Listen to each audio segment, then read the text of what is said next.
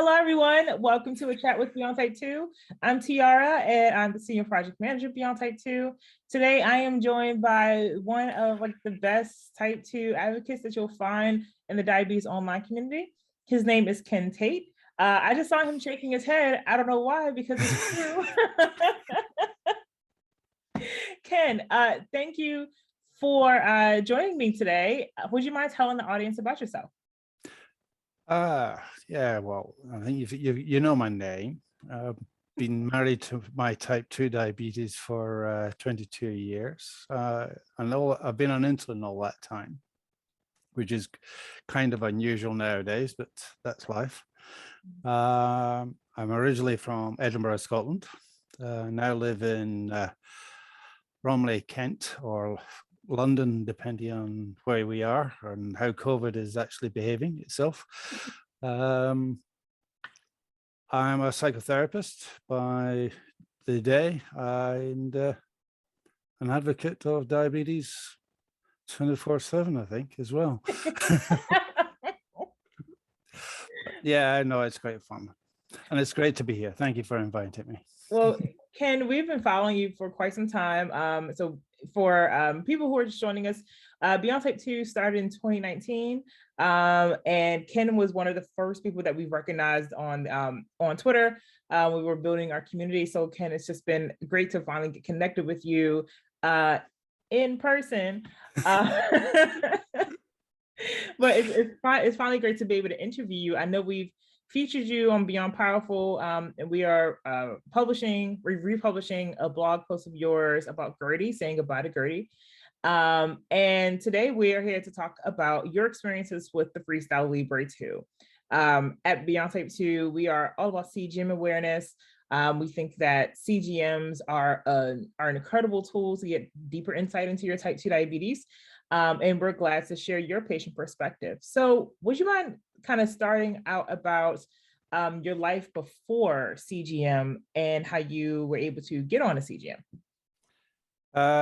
Well, as I said, I'd say 1999, I started insulin and I had to finger prick, as we call it here. I don't know what you call it. We call it the same thing, finger prick. Yeah, finger prick.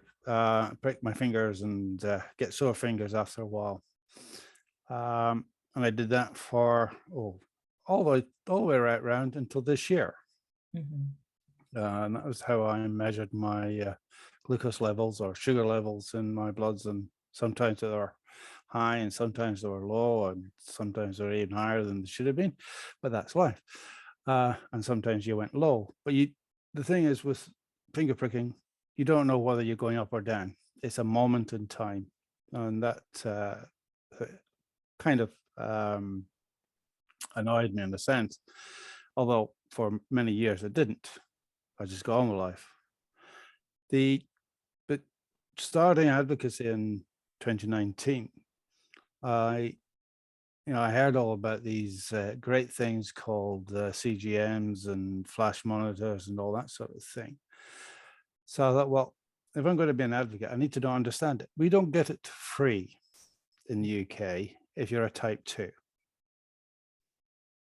Yeah, we are not deemed good enough for that sort of thing. Yeah. And even, unfortunately, some type 1s don't get it as well, but basically that's it. So I had to self-fund this myself and pay for it, because if you don't experience it, then how can you explain what it is? Right. And so that's why I started using it. I started it for 16 weeks. I was only going to do it for a month, but I got hooked. Yeah, it's easy to do that. Yeah. And as I said in the blog, it opened my eyes to what was actually happening inside my body with my diabetes and how my insulin reacted to it. And I don't know about you, but before you had CGM or flash glucose monitoring systems, when you went to bed at night, you prick your finger to find out what it was. And if it was in the sort of 6, 7s, you might say, well, I better have some more food or something inside me in case I go low. Right. So you were overeating. Yeah. when you didn't need to overeat. Yep. Yeah. And so what the Libre 2 did, in a sense, because it's a bit more advanced, is allows you to sleep. Yeah. Was it a wig shop? If you go look. Yeah. And that, to me, is one of the definite plus signs. Yeah. Yeah. Sorry, I'm rambling on here. So Oh, no, you're doing fine. Like I was gonna say, like, you're right. Like when and I have diabetes as well. So I was misdiagnosed type 2, found I have type 1. But I also wear the Freestyle Libre 2. And for people who are learning about what Freestyle Libre is for the first time, it is a continuous glucose monitor, which means that it tracks your blood sugar over a longer period of time. So as Ken mentioned, instead of just finger pricks where you don't really see if your blood sugar is going up or down, you just get what your blood sugar is in that snapshot of time. The Freestyle Libre or other continuous glucose monitors can show you if your blood sugar is going up, down, if it's staying the same. It shows you if it's doing this or going up and down, whatever way, right? And it is, I like what you said about you go to sleep and your blood sugar is within normal range, but you may overeat. So you don't recognize if your blood sugar is going up before coming back down. And if you're someone who wakes up with high blood sugars in the morning or higher than normal blood sugars in the morning, you may not attribute that snack to your higher glucose numbers in the morning. Yeah, you may get the dawn effect, but you don't know whether it is the dawn effect or whether it is actually your glucose levels going in the wrong direction or the right direction, whichever way you look at it. Absolutely. Yeah. Sorry. Oh, I was gonna say, and we over here in the US, like we don't get it for free either. But for people with type 2 here in the US, it's so much harder for them to get approved by insurance companies for CGMs. That is definitely changing. It's not like how it was before, but that is still part of I would say, the stigmatization of type 2 diabetes. Is that something that you've experienced yourself in the UK? Personally, no, in a sense. I haven't really maybe I don't know, maybe I just ignore it. I don't know. But yeah, from listening to on Twitter and everything else, and also my own peer support group, because I run a peer support group down here in London. And yeah, some people do get that stigma of, oh, you're overweight. What do you expect? Yeah. You're the wrong shape, you're the wrong person, the wrong color, whatever. It doesn't matter. And I really get annoyed with that. Yeah. Is they're not looking at the person themselves. They're looking at what they recognize as, especially healthcare professionals, as a textbook person. Right. And unfortunately, your diabetes is not the same as my diabetes. Right. And your diabetes is not the same as everybody else's. Exactly. We are all different. Yeah. And we all have different needs and lifestyles for a start. So we're going to go through it in a different way. And the stigma that I really hate is the one that is between the two types of diabetes. Mm-hmm. And I think Heather, I've forgotten her last name, in Utah. Yep. She came up with a great thing called othering. Mm-hmm. Yeah, I don't know if you've heard of that. Yep. Where somebody says, the stigma, you shouldn't be eating that, should you? Right. You're a diabetic, and the person says, no, I'm type 1. It's all right. It's the other type of diabetes. Right. Yeah. But the person asking the question still thinks diabetes is all about sugar. Right. And that's like, when you other type 2 diabetes specifically, and you make all of our sugar, you turn it into making it about personal decisions and shame and fault, as if like a person with type 2 just ate too much sugar and that's how they got diabetes. And we know that's not how it works. That type 2 is caused by a myriad of factors, not just one single one. And that means that, like you said, your diabetes may vary. So one person's type 2 is not going to be the same as yours. And the treatments are going to be different as well. But what's Yep. unfortunate is seeing that it feels like there's this barrier for people with type 2 and getting CGM devices. Like, the studies are out there. You've pointed out a couple of them in your blog post, and we've seen the studies from different conferences that show that CGMs are beneficial for people with type 2 diabetes. And what I loved in your blog post is you talked a lot about the things that you've learned, and what Gertie has taught you. And Gertie is getting educated, ready to inform. Okay. So can you talk about what you've learned from wearing your Freestyle Libre? Yes, I do actually. I have a personal trainer, and she says I've noticed a big difference with you having the Gertie, as I call her. And I don't mean sexist in any way. It's just it came up. I just thought, yeah, that sounds good. And it allowed, as I say in the blog, it allowed me to see what was actually happening. Because when you're finger pricking, you're told to finger prick 2 hours after your eat, to allow the sugar levels to rise to level and then down. I found that if I did my insulin before I ate, which they recommend, my sugar levels would go up, obviously, and go quite high, and they'll stay there for a long time, or more than the 2 hours. So guess what I would be doing if I finger pricked 2 hours later? I would be injecting, and then it would go shooting down, and it would go down to a low or a hypo. So it allowed me to see that actually happening. Right. And that, I think, is what really is important to people with diabetes, to see what's actually happening. And they talk about trying to get you, the TIR is called time in range for 75%. Well, no, I can't. I don't know about you. I think if I get around about 60%, I think I'm doing quite well. Same. I think a lot of people would agree with you there. Yeah. I mean, I have had it down to about 20%. So it's not good. Some days you're not going to be on top form, and diabetes is going to play around with you, as I keep talking, because it does, and that's what it does do to you. You could eat the same thing every day, do the same thing every day at the same time every day, and you get different results every day. Yep.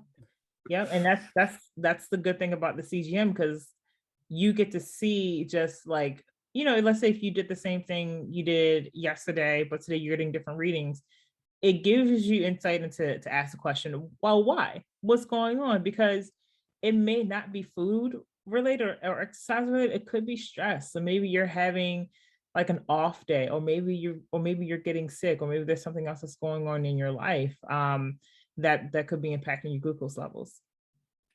Absolutely. And one of the reasons I got involved with the advocacy was asked to do a talk on diabetes and stress. And stress, unfortunately, raises our levels of sugar and glucose levels, and even any sort of, I hate the word mental health problems. I actually call them emotional problems. They will definitely play around with you, and diabetes loves how you go into these sort of states, because it will play with you, as I call it. And it's recognizing that. And I think healthcare professionals nowadays don't. They're starting to, but they still don't go into the mental health area. And I think it's exactly the same in the USA, that they have that same problem as we have here. Yep. It's becoming, kind of like we just said, like it's starting to change. Like Yeah. we're starting to see more and more people talk about it, and talk about it directly in relation to diabetes care, because as you know, like our lives are more than just diet and exercise, What if you have type 1 or type 2? But it really is a bunch of other things, and stress does play an enormous role in that, and that's why like having like that's why it's important to kind of have that insight in into your diabetes with the CGM device. So when you started it, like, did you notice any changes from starting wearing your Freestyle Libre to are you still wearing it now? I came off it for 2 weeks, Okay. and unfortunately, I thought, no, I can't live with this edit. So I'm having to go back, but I'm still self-funding, so it's not cheap. Yeah, going back to your question, yeah, what I noticed was it's like my graph looked like the Rockies for a long, long time until I began to understand it more, and that I've never seen that before. Yeah. And I don't know about you. When you first had your CGM, that you suddenly realize you're looking at something that is alien in a sense. Mhm. Have I got it down to a reasonable level? Sort of. There are days when I'm going to go haywire, but yeah, I think I'm better.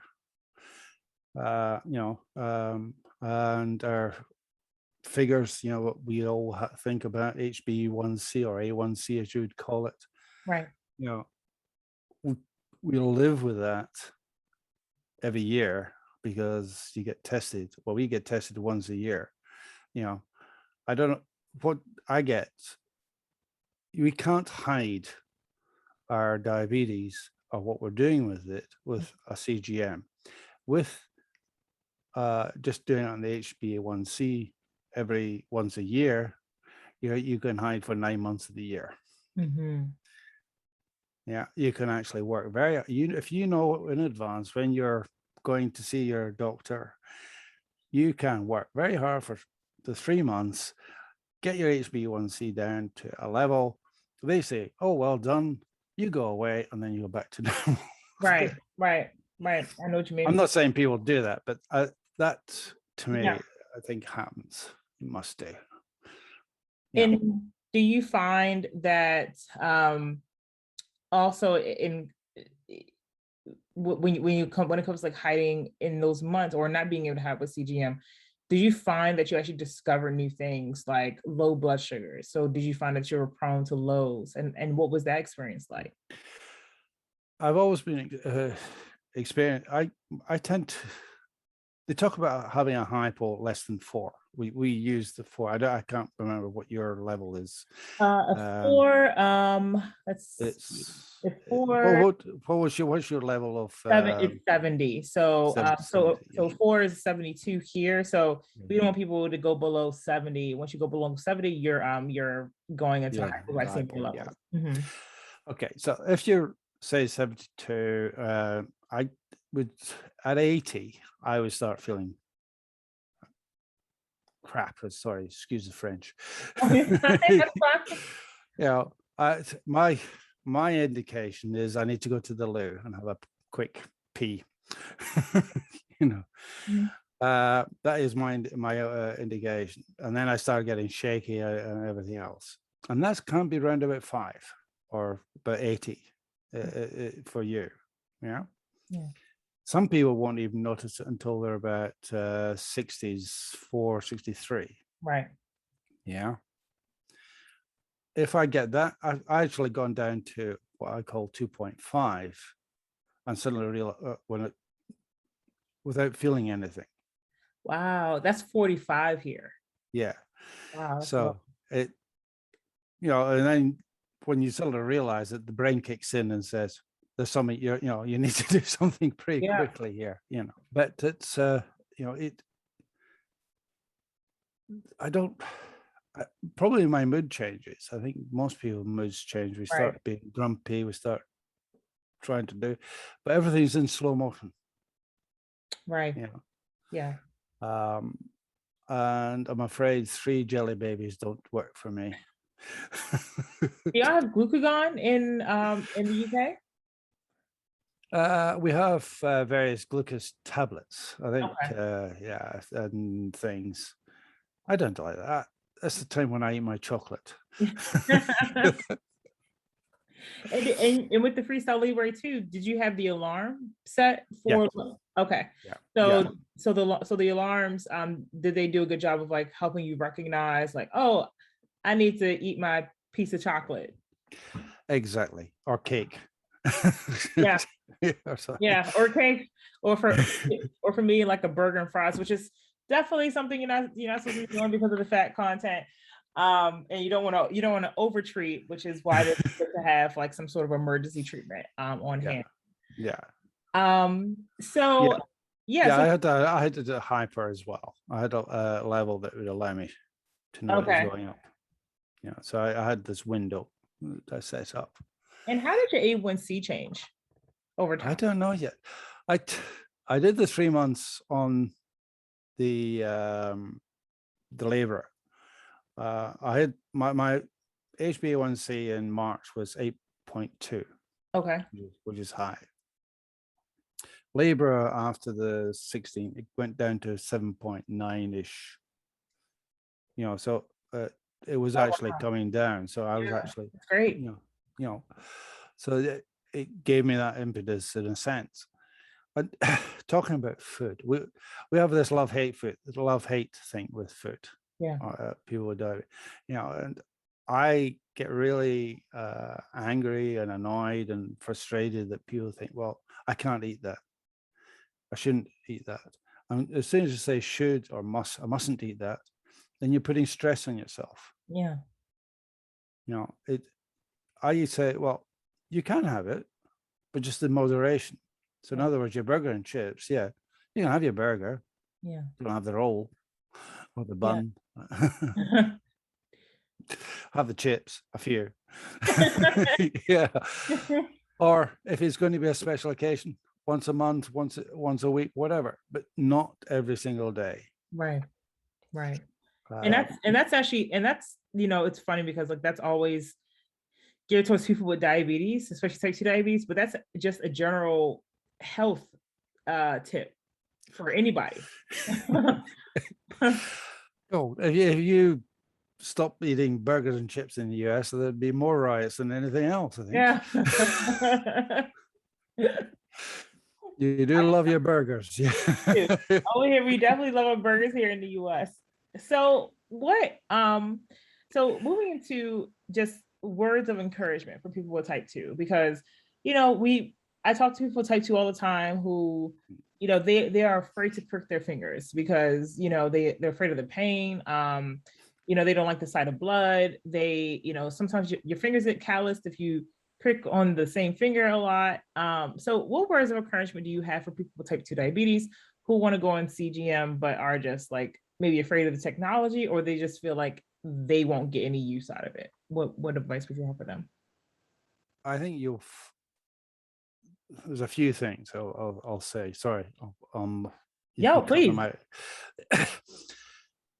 A CGM to me is a tool that should be available to everybody, and I use the word should in this instant as an absolute. Mm-hmm. Whether you use it or not is up to you. Mm-hmm. Yeah. If you're happy and controlled with the finger pricking, then continue on with it. Mm-hmm.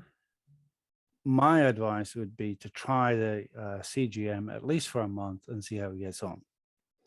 And you're only pricking yourself twice, Yeah. as Yeah. opposed to many times. Right. Yeah. And it doesn't really hurt. The machine or the device is actually quite painless. Right. Yeah, I don't know about you, but I find it quite painless. Yeah, I've had the same experience. It's never really hurt me. Yeah. And so just try it. You won't see blood for a start, because you're hiding it behind somewhere. Yeah. Right here on the back of your arm. Yep. You don't see the needle. Right. So that's got rid of 2 of your phobias immediately. Right. And if you're going to take insulin and you have to take, you can actually use various devices that actually hide the needle and etc. Just go with it, because if you don't, you'll die. It's as simple as that. It's not something that's preferable. I mean, I would not like to do it, and I'm sure you wouldn't like to do it. Right. Every day, I don't know, many times. But we have to get used to it, and you will get used to it. Right. And if you get it at the right angle, it doesn't hurt at all. Right. And as long as you get a good educator in that sense, yeah, then they will teach you. I had to practice in an orange first before I could just before I could stab myself. Yeah, I feel that. Like, I would also like add that I also co-sign on to what you said about trying it for at least a month. So because the sensors run for 2 weeks, and even just getting that information for a month can help you out if you, for whatever reason, don't want to continue to wear, or if you can't wear it for whatever reason. Just 1 month is great. Depending on where you are, you may also be able to get like a PCGM, so where you wear the device and your doctor can see all the readings, and they can make the changes, but you can't. So that's a way to get started on one. And then like understanding that you get to get all this extra knowledge about your diabetes, and it can be empowering if you choose to see it that way, because like you said in your blog post, like having a BGM or finger pricking, it's like you occasionally take off the blindfold. But with the CGM, you get like all of the GPS and everything else, and you get to see as clear as day with your diabetes. Exactly. I have a saying which I've used since 2015 when I started my peer support group. You manage your diabetes, not your diabetes managing you. That's right. Right. And the one piece of advice I got from my endocrinologist in Edinburgh, because I had an endocrinologist in Edinburgh, I don't have one down here, is life is for living. Yep. And I think CGM actually helps you do that. It helps you. Yeah. And it gives you that freedom to just get on with your life. Yes, absolutely. I would love to be able to have a pump, then you really are free to just carry on with life in a sense. Ken, we can have that discussion too. And definitely because I'm doing pump awareness stuff as well. But Ken, thank you so much for joining me today here at Beyond Type 2. Do you have any final words for our audience? No, as I keep saying, just let you manage your diabetes, not your diabetes manage you. And life is for living, because it is. I mean, if you continually work on your diabetes, then you're not living, I'm afraid. Yeah, it helps you think of your diabetes just a little bit less, and I think everyone could use that mental burden. Absolutely. But Ken, thank you so much for stopping by and chatting about your experience with CGMs and just helping our audience out. We really appreciate the Type 2 advocacy that you do. We definitely need more people like you. So thanks for stopping by.